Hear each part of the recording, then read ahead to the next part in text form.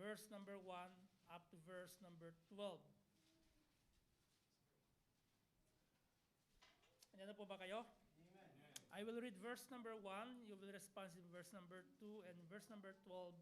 Let's read all together. Paul, an apostle of Jesus Christ, by the will of God, according to the promise of life, which is in Christ Jesus. To Timothy, my dearly beloved son, grace, mercy, and peace from God the Father and Christ Jesus our Lord. I thank God, whom I serve from my forefathers, with pure conscience, that without ceasing I have remembrance of thee in my prayers night and day.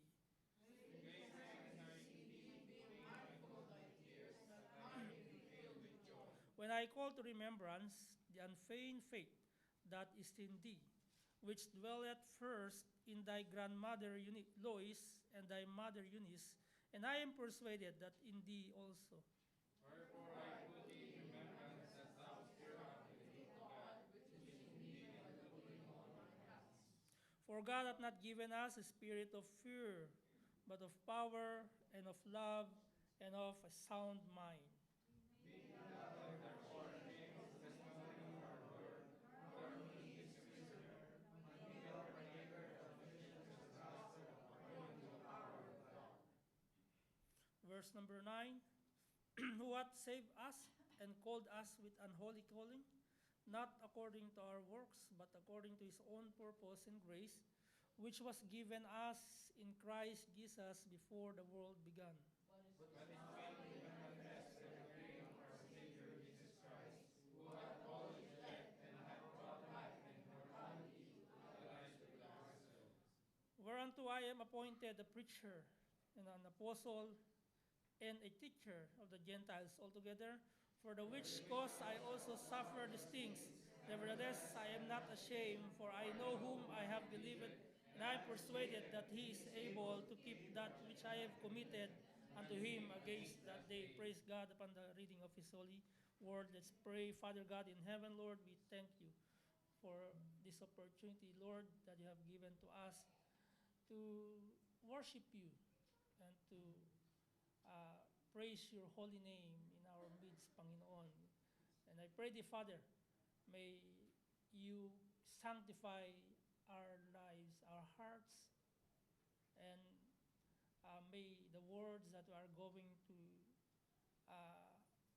study this morning will inculcate in our hearts that we may show forth the name of the Lord Jesus Christ, and the name of the Lord Jesus Christ glorified in our lives, O Father. O God, if there's any hindrance na ito na sa pakikinig ng aming ng iyong salita, amin pong inilalapit ito sa inyo, and also maging pagpapala ito, and may you anoint my lips, O God, that I may only tell what is the true and genuine na salita mo, Panginoon, sa aming pong kalagitnaan. O Father, once again, may your name be glorified in our midst. In Christ Jesus' name we pray. Amen. You may be seated. Thank you very much. Okay, so the last, as I said, always that this chapter 1 is all about the perseverance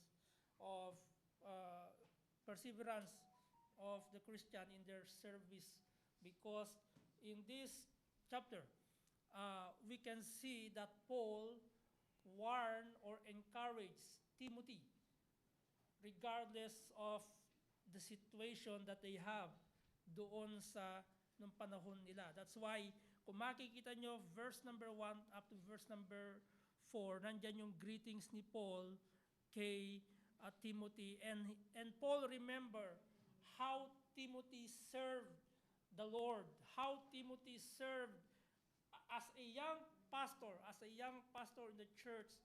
Nandun yung encouragement ni Paul kay Timothy, kasi si Timothy is a kind of pastor, is a kind of servant of God na meron siyang tinatawag na mababang loob. Kumbaga, let me say in another terminology, mahina ang loob.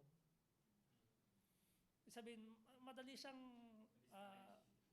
ma-disappoint, madali siyang, ibig sabihin, wala siyang kapal ng mukha ba, na hindi katulad ng, I'm using the word kapal moks.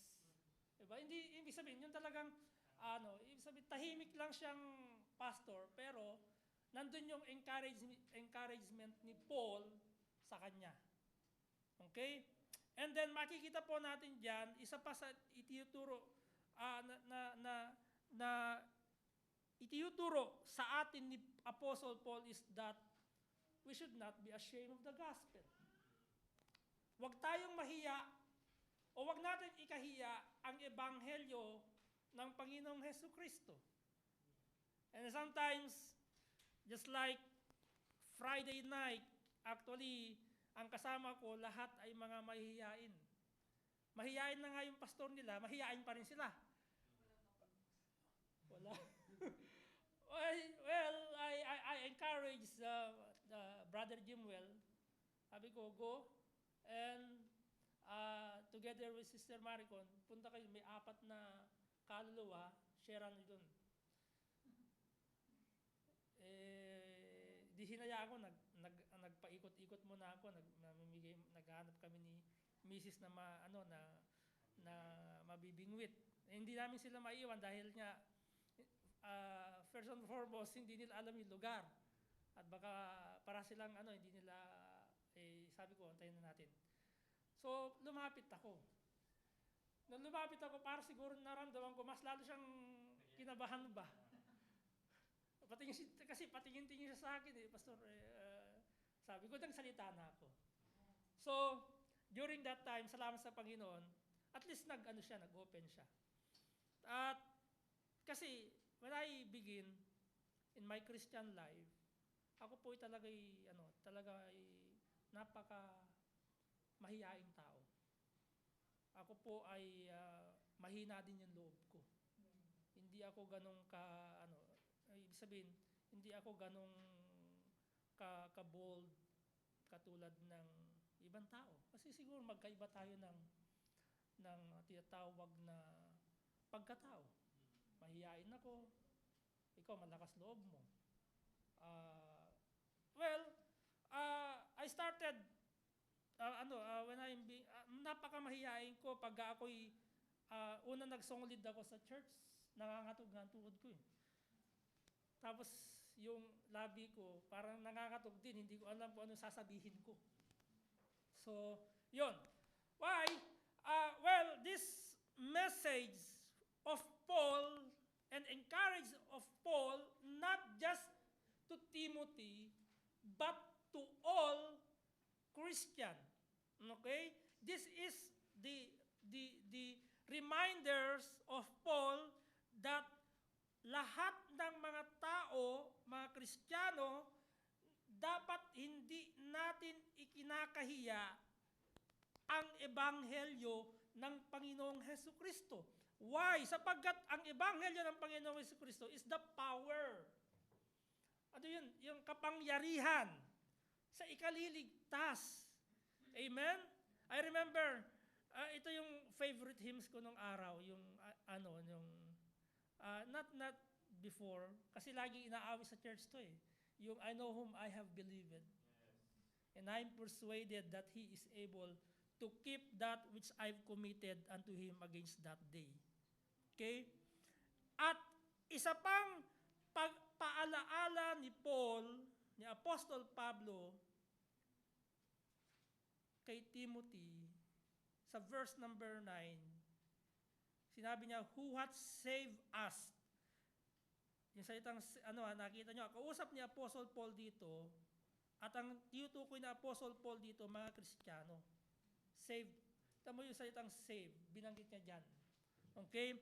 And called us with unholy calling. Kaya kung tayo ngayon, ay nung tinanggap natin ang Panginoong Jesucristo, tinawag tayo ng Panginoon with unholy calling o banal na pagkatawag. Amen? Tinawag tayo ng Panginoon na may banal na pagkatawag, not according to your works, sa ating gawa, to our works, but according to His own purpose and grace, which was given us in Christ Jesus before the world began. Tandaan po ninyo, bago pa man nagsimula, o bago ka man, let me say, bago ka pa man nag-exist sa mundong ito, God had already planned for your salvation. God had already planned for our salvation. Tinawag tayo ng Panginoon, pinili ng Diyos na magkaroon ng tao sa earth. Okay? Kasi ang purpose ng Panginoon is to call you, not just to call you, He called you as with unholy calling. Okay? And not for your good works and not for your tinatawag na pagpapagal, but because according to His own purpose and grace. Tinawag tayo ng Diyos. And we praise God for that. Nandito tayo ngayon, hindi dahil you are able to go to church.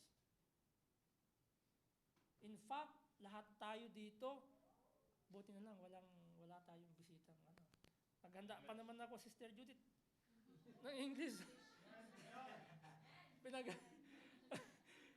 Alright? Amen? What I'm trying to say here is that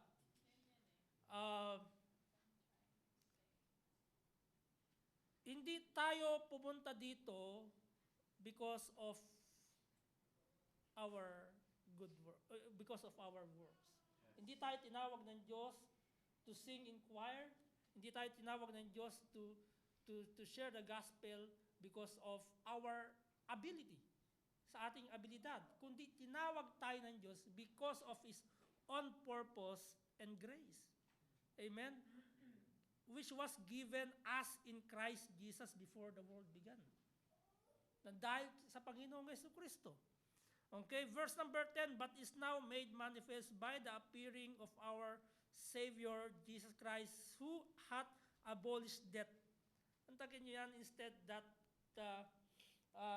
all of us will bound to hell, but because of God's love, okay, namatay siya sa krus ng Kalbaryo, ibig sabihin, dapat tayo yung ipinako doon, but because of the Lord Jesus Christ, siya yung ipinako, He abolished death. Nagkaroon ng buhay ang tao doon nung ipinako ang Panginoong Jesucristo. And that's the real life. That's eternal life. He abolished death. Lahat tayo, ulitin ko, tutungo ng impyerno, pero ang Panginoong Jesucristo, ayaw tayong mapahamak. Kaya ang ginawa ng Panginoon doon sa krus ng Kalbaryo, inako niyo yung kasalanan mo at kasalanan ko. And had brought life and immortality to light through the gospel.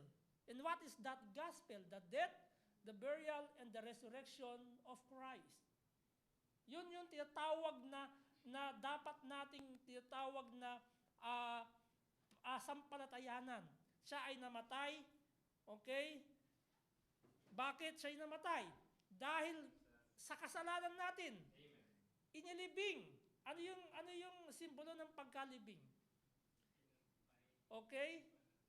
Pag inilibing, ibinaon na, di ba? Yung kasalanan. At yung dating ikaw. Okay? Yung pagkabuhay na muli, ito yung tinatawag na bagong nilalang. Bagong ikaw. Na dati, the place you used to go, you go there no more. Diba? Dati, disco, gusto mo. Ngayon, ang pinupuntahan mo, alin? Church. The words you used to say, you say them no more. The clothes I used to wear, or you used to wear, you wear them no more. Amen? Kasi binago na ng Diyos ang sistema ng buhay mo. Diba? The song you used to sing, using them no more. Right? Amen?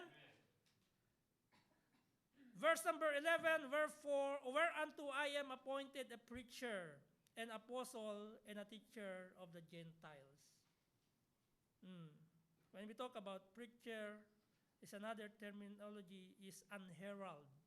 Ibig sabihin, tagapagpahayag ng ebanghelyo ng Panginoong Hesukristo. Okay? Pero hindi lang sinabing sa lalaki yung pagiging preacher. Okay? Kapag ikaw, tayong lahat nakakilala sa Panginoong Hesukristo at aminado tayo sa sarili natin na tayo ay kapag binawian ng Panginoon buhay, sa langit tayo pupunta. You have that responsibility and privilege, better to say, to share the gospel of the Lord Jesus Christ. Amen? Yun yung pribilehyo natin.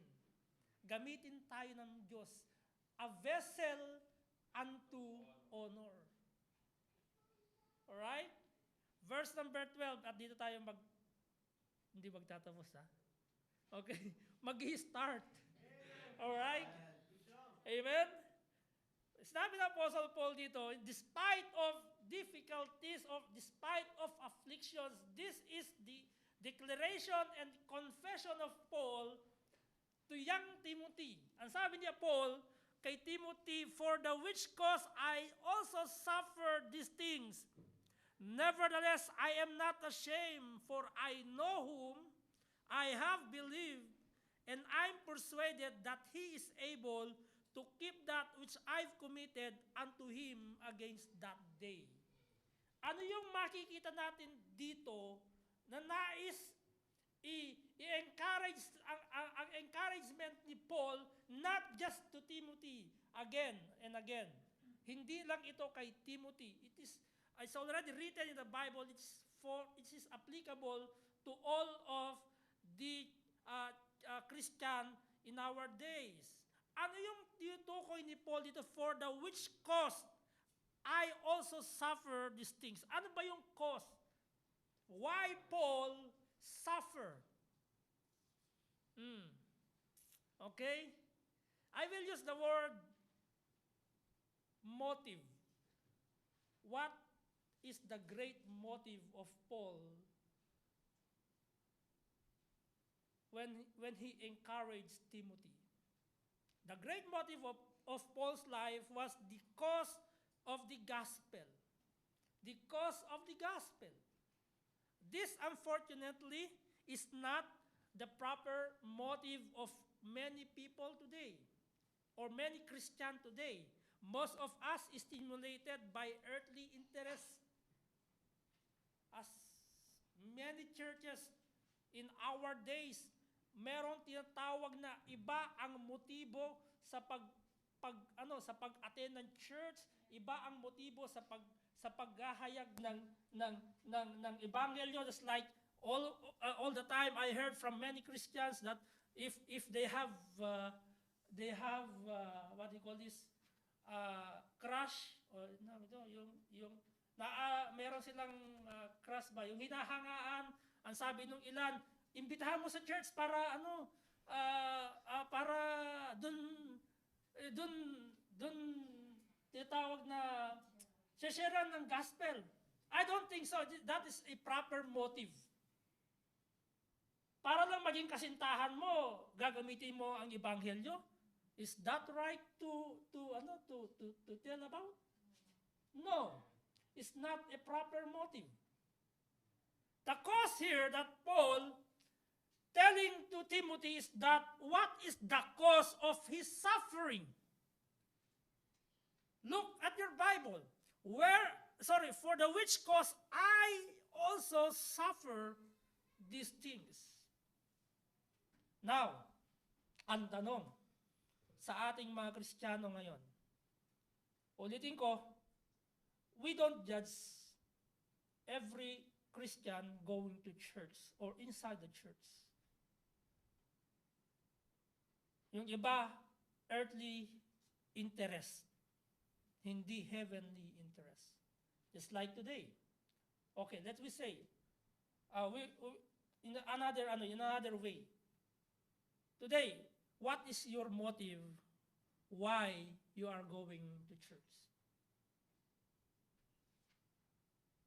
What is your motive? And I hope that apart from the motive, just like Paul mentioned here, is that the motive of Paul for the cause of the gospel here in this text, it should be our motive when we go to church is heavenly motive or heavenly interest. We are not here to just to show off that we are saved by grace. We are here, it's because we are going to show and to prove na tayo ay ligtas at ang trabaho natin is to worship Him. To worship God in our lives. Our proper motive when we go outside, when we walk daily in our lives is our tinatawag na interest is the cause of the gospel. Amen? Hindi yung I'm not telling about you are in the world. Yes, we can also use and spend at least what about 1 hour? Tama? But many times, all of us here, waiting only for the schedules of gospel tracts. Amen? What about if there is no schedule of gospel tracts? You will not go outside and you will not go to share the gospel. Amen? What is the cause that Paul mentioned here? When he told, for the which cause I also suffer these things. I also suffer these things. Paul suffered a host of painful and discomforting afflictions because of his commitment to the gospel. The question here is that, do you have commitment to the gospel of Christ? Meron ba tayong tinatawag, ano ba yung commitment sa Tagalog?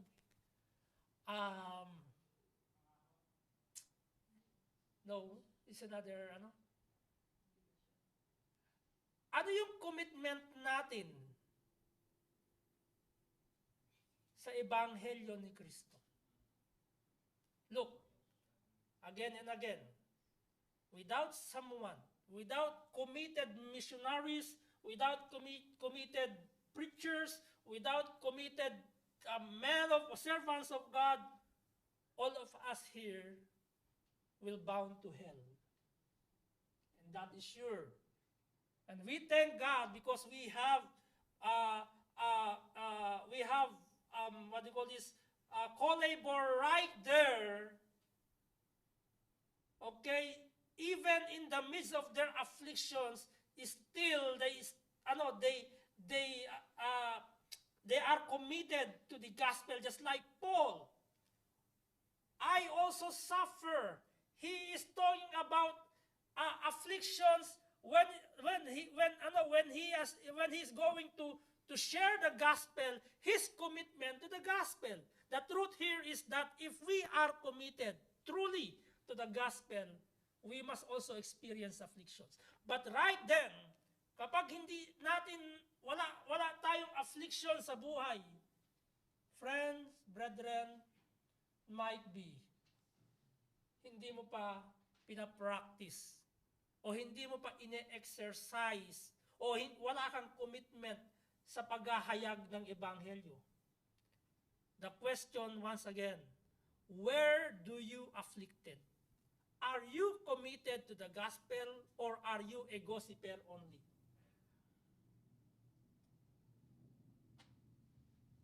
Marami mga Kristiyano, gossip, pagpunta sa church, parang, gossiper, parang,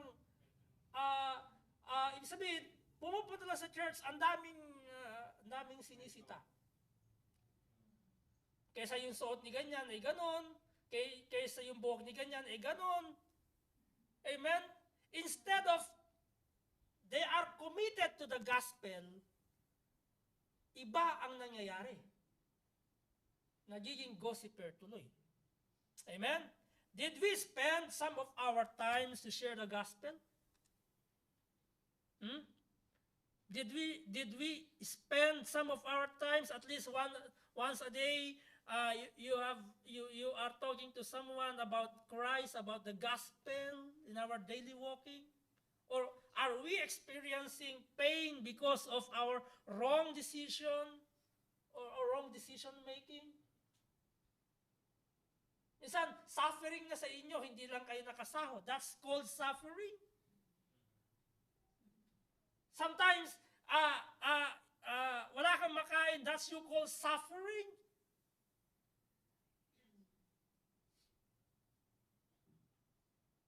Amen?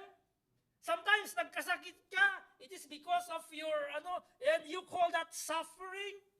What Paul's telling here is that he is suffering or he is experiencing afflictions because of his commitment to the gospel.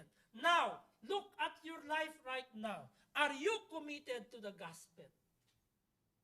That you can tell, I'm suffering, I'm afflicted.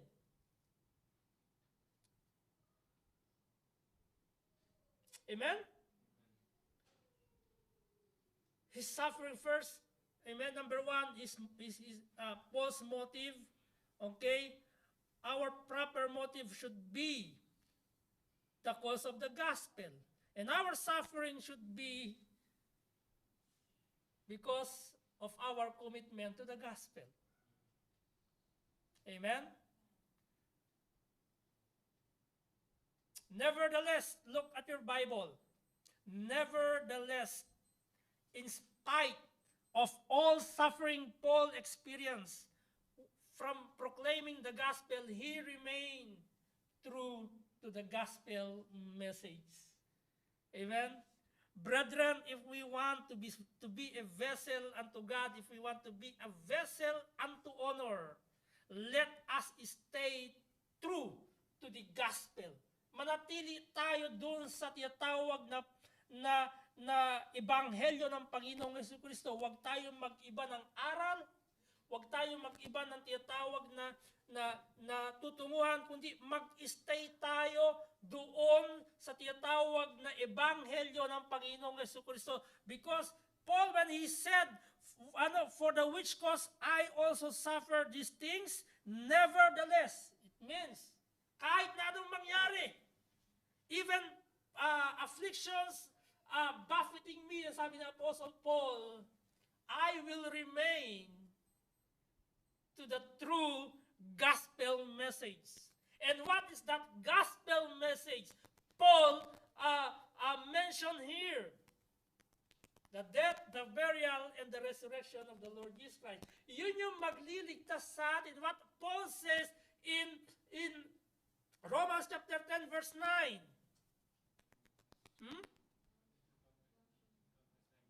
That if thou shalt confess with thy mouth the Lord Jesus and believe in thine heart that God hath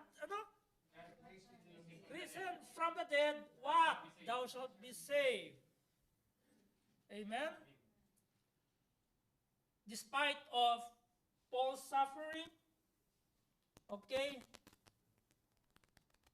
in spite of all those experience from proclaiming the gospel, Paul is still, okay, remain to the true gospel message. Maaaring, tama, Pastor, lagi na naming napapakinggan yan. Ibig sabihin, laging may paalala ang Diyos sa atin. Huwag tayong magkaroon ng sarili nating theology. Alamology. Sabi ng iba, acology eh. Ako naman, alamology. Alam mo na lahat. Kaya minsan, yung alam mo, hindi naman nakikita sa buhay mo. tao lang. Pero hindi nakikita sa buhay natin. Yung alam natin. Katulad ni Paul. Nakikita niya, kailangan ng encouragement ni Timothy, okay, para siya ay ma-boost yung kanyang confident na kaya dito din makikita, but continue daw eh. Nandun ka ba doon, Brother Jaire, nung youth camp? Naalala ko yun eh, nag-youth camp sa pangunan ni Pastor Albert, ni Doc Albert. Okay, but continue daw. Isabihin, despite of all afflictions in life, ang sabi ni Paul, but continue daw. Amen? Nevertheless, ang sabi ni Apostle Paul, I am not ashamed. Did you got that? I am not ashamed. Tandaan nyo, majority ng tao, even Christian, kapag gumawa ng kalokohan, they are so proud doing that. But when we talk about the gospel, they are ashamed of the gospel. Nahihiya sila, gihayag na, ay, Kristiyano ka na. Pagtatanong, Kristiyano ka na. Why? Dapat nga, pagka pinagtatawanan ka, mas dapat lumakas ang loob mo eh. Kaya lang, tayo mga tao, tayo mga Kristiyano, kapag when you talk about friends, families, pagka nag-attend ka pa dyan sa church na yan, itatakwil ka namin bilang isang anak. Kaya ngayon, hindi ka ngayon makapagsalita, hindi mo ngayon maihayag sa kanila ang ibanghelyo ng Panginoong Jesucristo kasi nga, our number one persecutor is our family. Right. Our family. Second, our friends. Kasi ayaw mo ng nagbago ka na, hindi ka na magigiinom sa amin, hindi ka nasasama sa amin, mamaya meron kaming party, hindi ka na makakasama kasi nga, nag-change ka na. Eh ngayon, dahil gusto mong in pa rin sa kanila, so be it!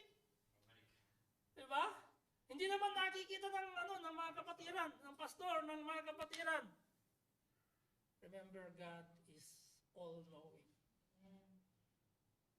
Amen? God is all-knowing. Hindi tayo pwede magtago sa Diyos. As here, kaya lang, ano sinasabi ni Apostle Paul dito? Nevertheless, I am not ashamed for what? Look at your Bible. Binanggit ni Apostle Paul. Let us see. Paul here is that he is well educated in spiritual matters. What he knew. The Bible says, I know whom I have believed. Paul knew about his salvation. What about you? Yeah. When you talk about, inaawit natin, but I know whom I have believed, and I'm persuaded that he is able. Right? When we talk about, I know whom I have believed, ang sabi ni Paul kay Timothy, sabi, alam ko. Kasi kung alam mo kung sino yung pinaniniwalaan mo, mabubus yung iyong confident. And even in the midst of trials, you will stay committed to the gospel. Because you know Him. Kaya lang tayo minsan nahihiya. You know what? One thing I have learned. Kapag ang tao nahihiyang ihayag yung Ebanghelyo, he don't know whom he believes. Right? You don't know whom you believe. Kasi hindi mo alam kung sino ba sasabihin ko. Si pastor? Si church? It's like, nag-share kami sa Almajas. Sabi ko, not the church, not the religion. It's only the Lord Jesus Christ who can save you. I am not the one.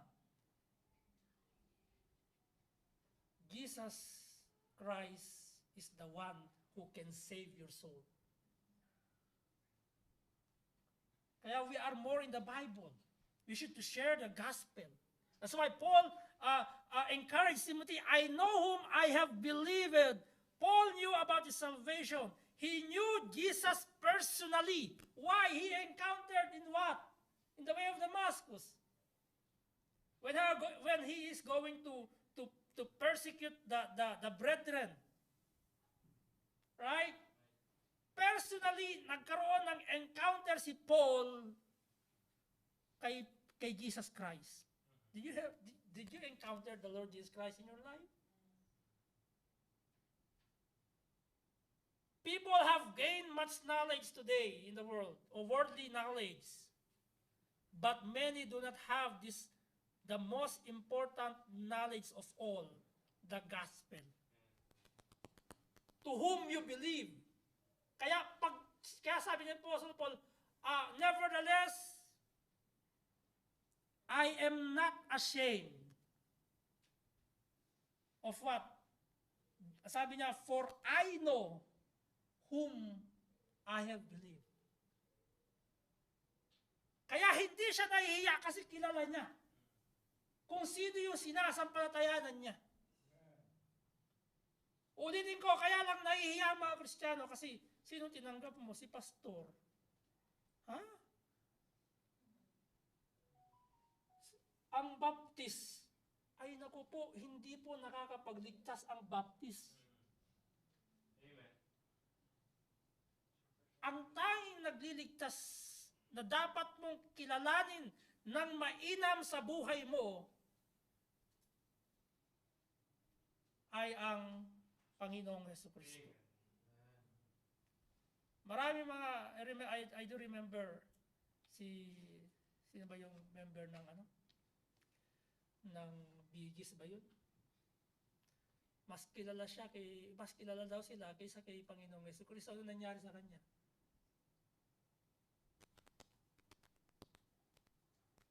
Diba? Ano nangyari sa kanya? Si Elton John, sabi niya, imagine there's no heaven.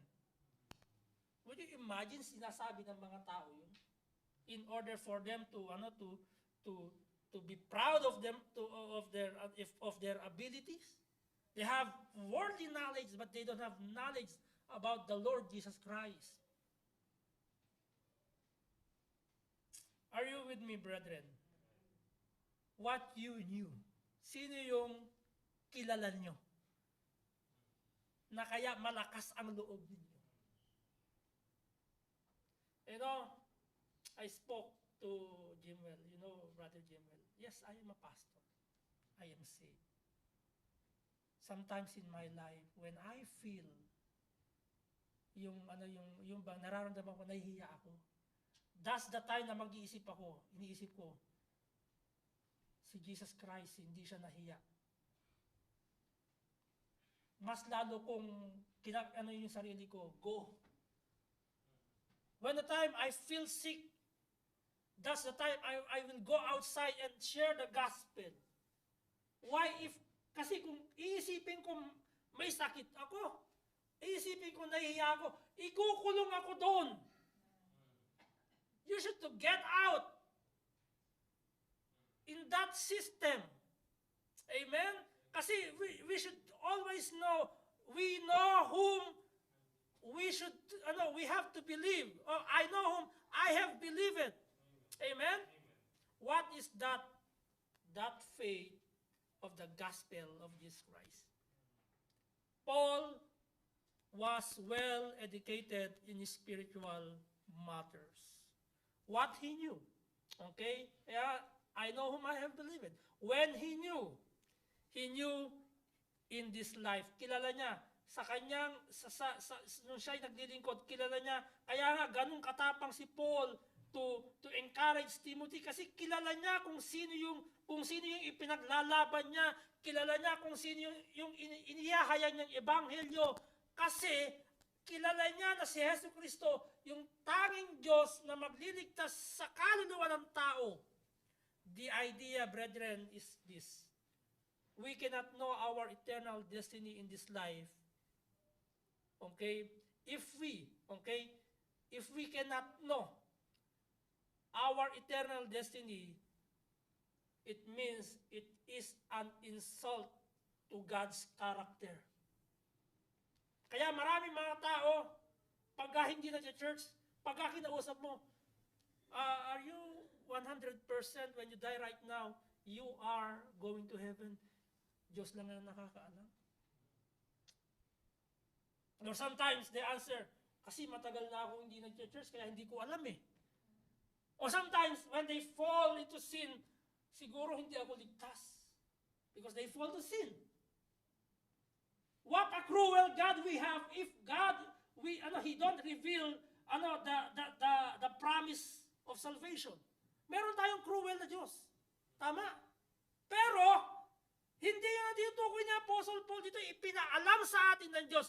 One of these verses I will give to you. 1 John chapter 5, verse 11. Kung sana, meron tayong tinatawag na hindi pinangako ng Diyos, hindi di-reveal ng Diyos, that when you accept the Lord Jesus Christ as your personal Savior and Lord, walang kasiguruhan yung pagtungo mo sa langit. No. Ipinasigurado ng Panginoon. 1 John chapter 5, verse 11, 12, and 13. Look at your Bible. Ang sabi ng Panginoon, ang sabi ni John, okay? And this is the record that God had given to us what? Eternal life. Ipinaalam ng Diyos, ng Panginoon, sa pamamagitan ni Yesu Kristo, na tayo ay may buhay na walang hanggan. Kaya yun ang pinaglalaban ni Paul. Dapat sa sarili mo, alamin mo. Kasi kung yung buhay pananampalataya ay mas maraming falling down at marami kang tinatawag na down kaysa sa ups or tinatawag na nabubuhay ka sa uncertainty, brethren, go back to the Bible. And sure, the Bible says that you have eternal life. And the Bible and John says, and this is the record that God had given to us, eternal life. And this life is in His Son. Who is that Son? That is the Lord Jesus Christ. Hindi kay pastor, ulitin ko, hindi sa church ng Baptist, kundi sa Panginoong Hesu Kristo. He that hath the Son hath life. And he that hath not the Son of God hath not life. These things have I written unto you that believe on the name of the Son of God. Sino ba yung name of the Son of God na yun? Sino? Si Jesus Christ. Ito, atin lang to.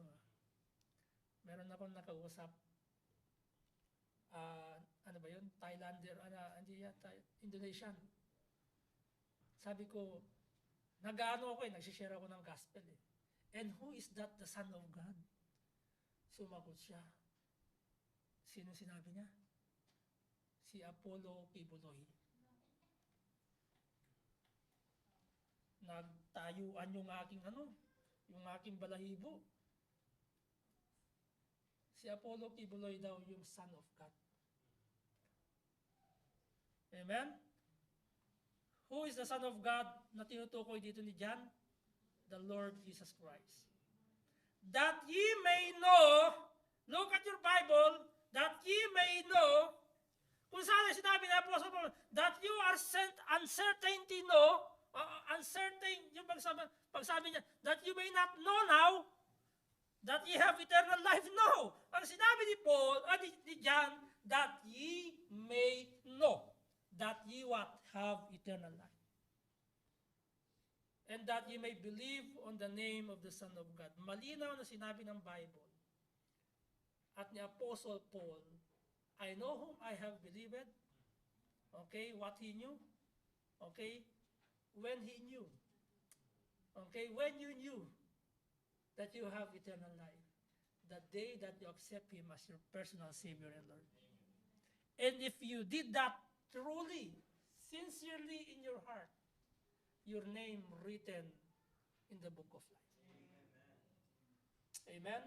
Yun yung encouragement ni Paul, not just to Timothy, not just to the Philippian church, not just to the Colossian church, not just to the Macedonian church in general, but in us who believe in the name of the Lord Jesus Christ. Amen? Amen po ba mga kapatid?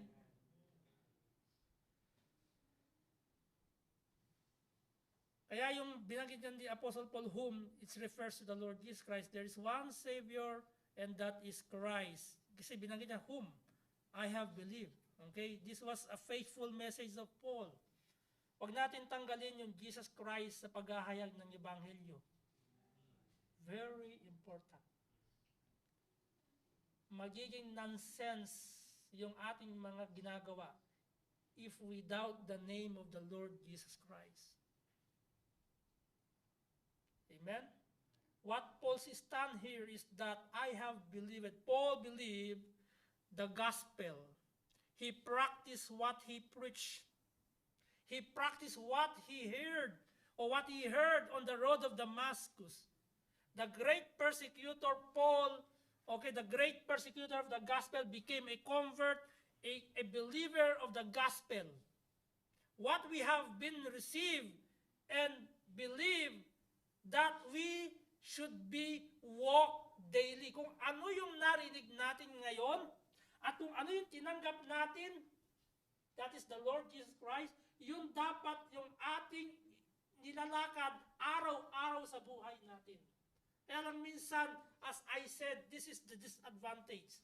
Kapag tayo ay tiyatawag na hindi nakakapakinig, kapag tayo ay hindi tiyatawag na nagbabasa ng salita ng Diyos, minsan yung lakad natin instead na sa Arabic ay sida-sida, naging mini-mini. Right? Are you with me, brethren? Dapat ang lakad natin ay straight, at gusto natin, ang goal natin, maging vessel tayo unto honor, naging tawag na naging babasaging tawag na sisidlan tayo. Na hindi na magamit yung, paano mo gagamitin yung basag na? Tama? Hindi magamit yung basag. Correct? So, Paul's stand here is that I have believed, to whom he believed, the Lord Jesus Christ. He practiced what he preached. Amen? Today, dapat tayo, what we have been received and what we have been believed, that we should to be walked daily. Yun ang dapat inilalakad natin. Amen? Next.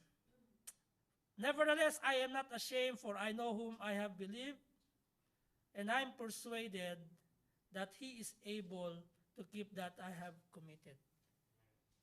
Ano pa yung isang makikita natin diyan?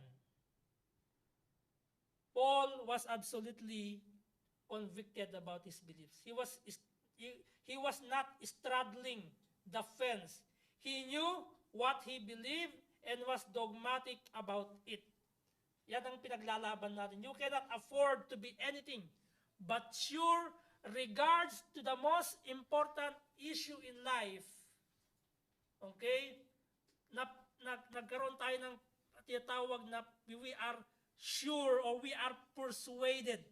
Binanggit niya Apostle Paul, and I am persuaded, what?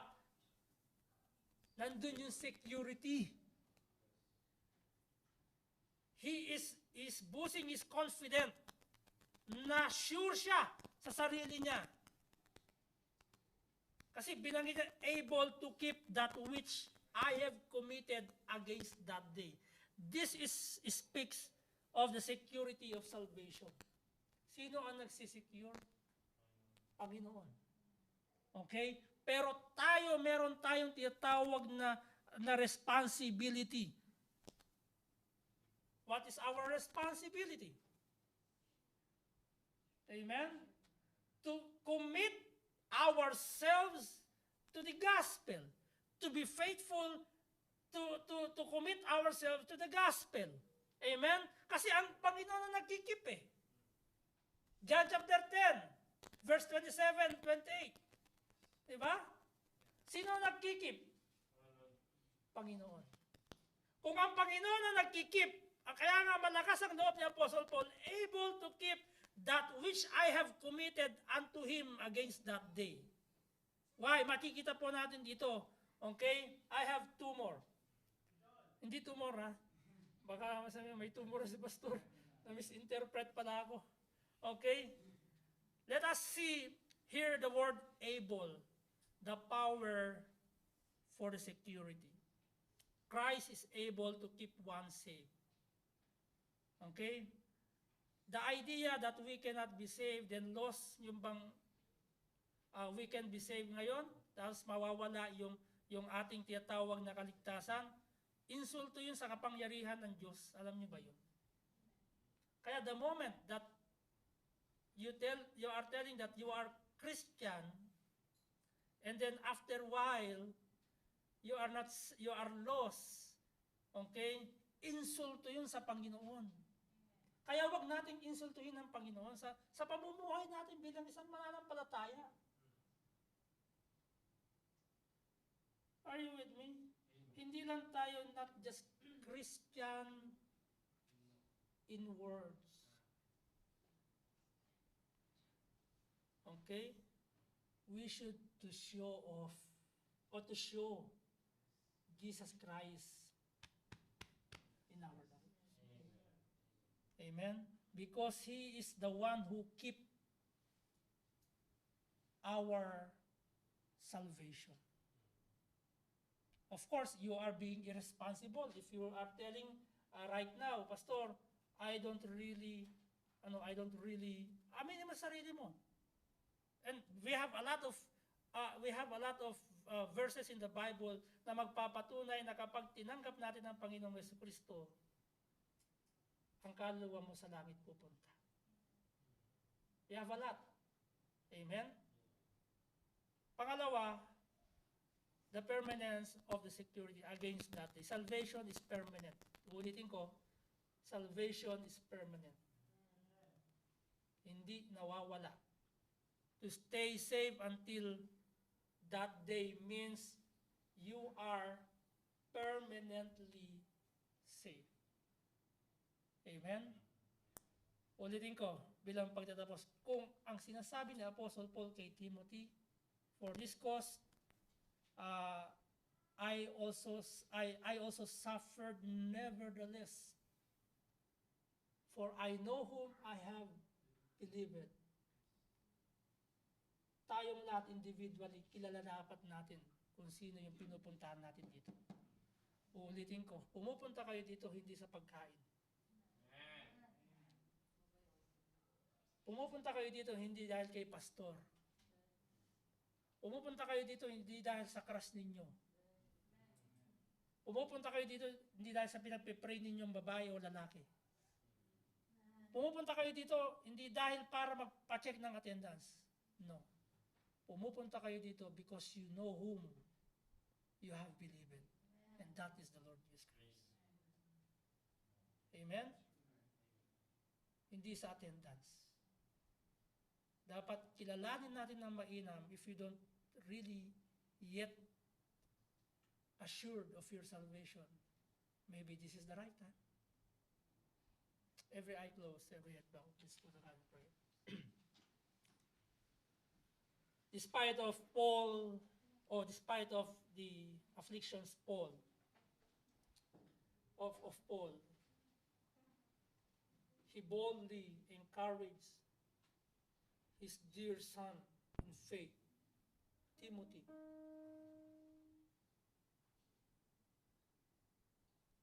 Not to be ashamed of the gospel. Because the truth here is that God teaches us that He is the one to keep our salvation.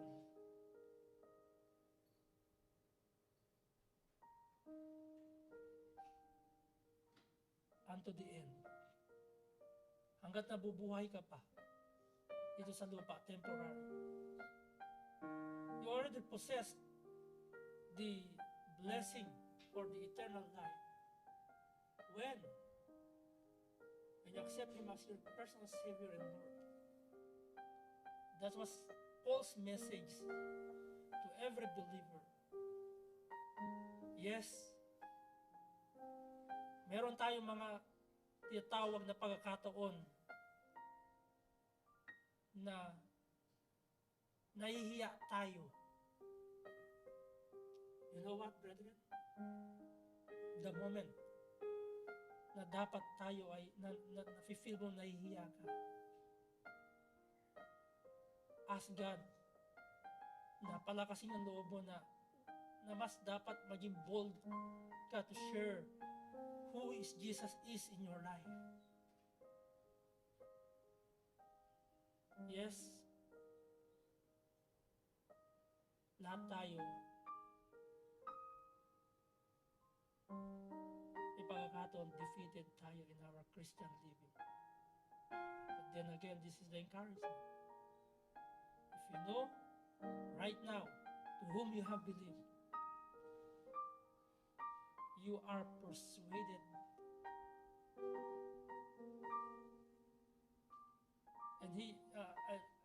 and you are persuaded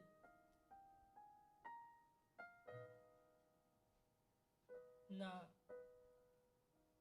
siya yung able to keep your salvation until the end.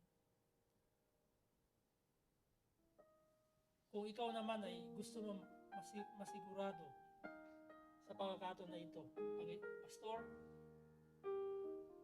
gusto ko pang siguruhin sa oras 100% o kung meron 101% nasa langit po pala yung kaluluwa ko, why? Can you raise your hand and I will pray for you? Kailangan mong alamin kung sino yung sinasampalatayanan mo. At yung sasampalatayanan mo na yan ay yan yung tinatawag na gospel of Christ, of the Lord Jesus Christ. His death, His burial, and His resurrection.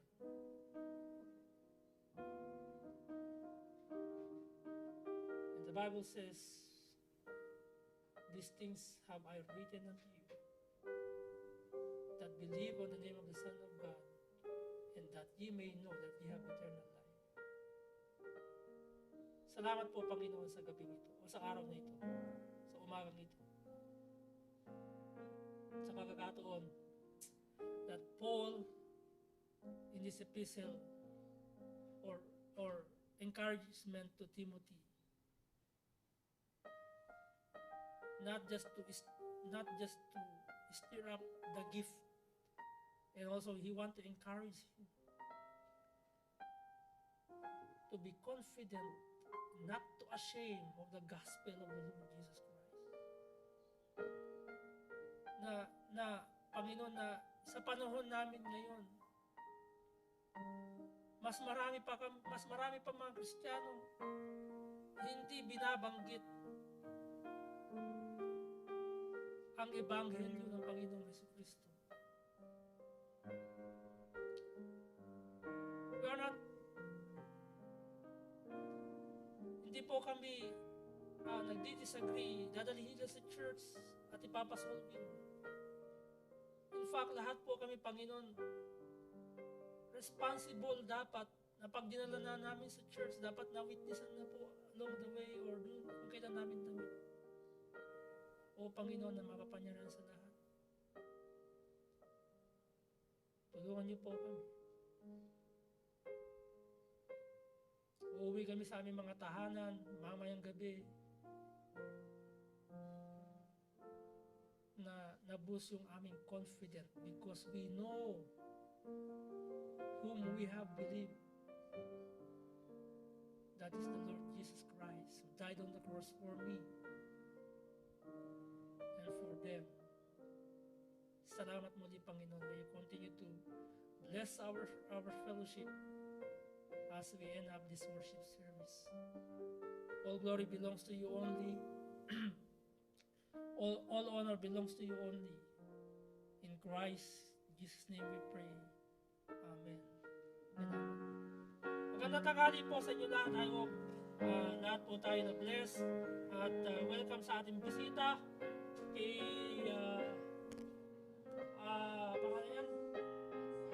Princess at saka si Maricon.